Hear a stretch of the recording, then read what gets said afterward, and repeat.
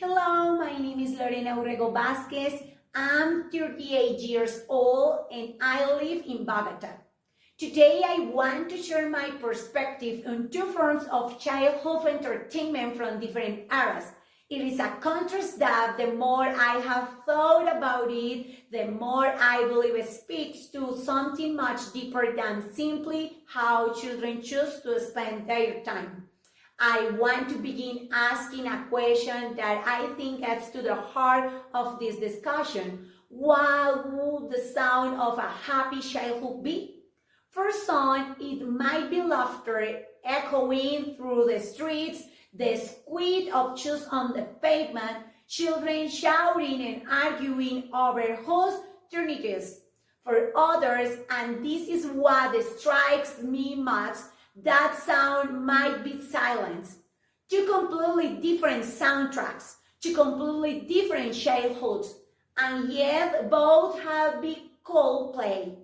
That tension between noise and silence, between the street and the screen, is precisely what calls for a serious and honest discussion.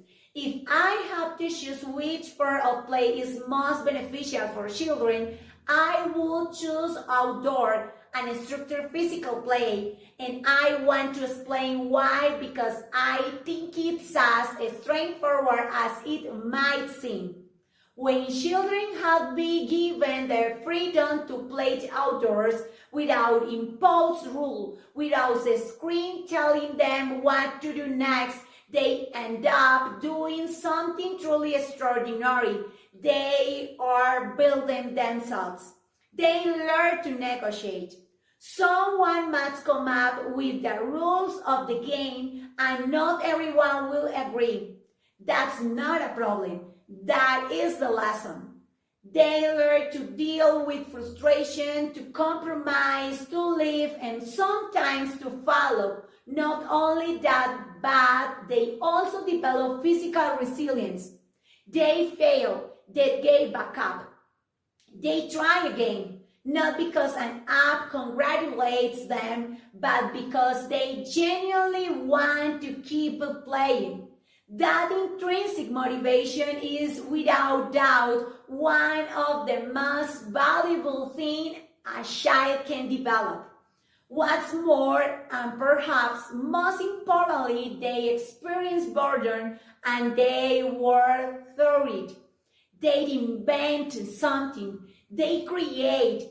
That creativity muscle exercised during what seems like a pointless afternoon is the very same one that goes on to drive innovation later in life.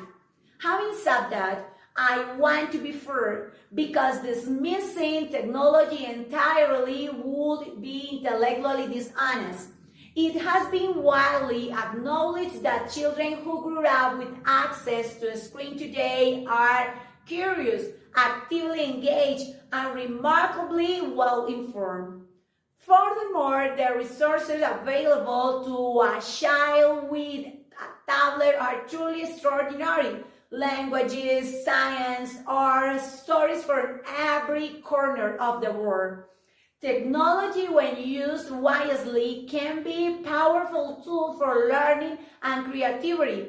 I don't doubt that for a moment. However, there is a critical difference between a tool and a substitute.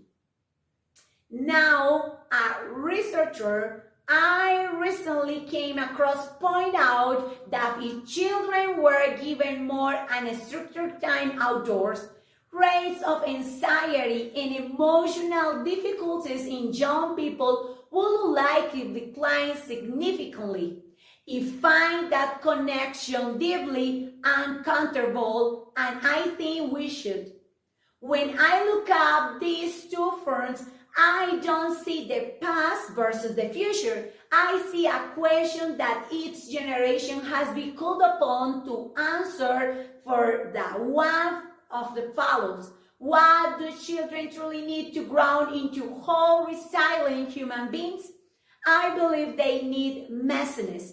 They need conflicts. They must surround on their own. They need to be burned, cold, and out of breath.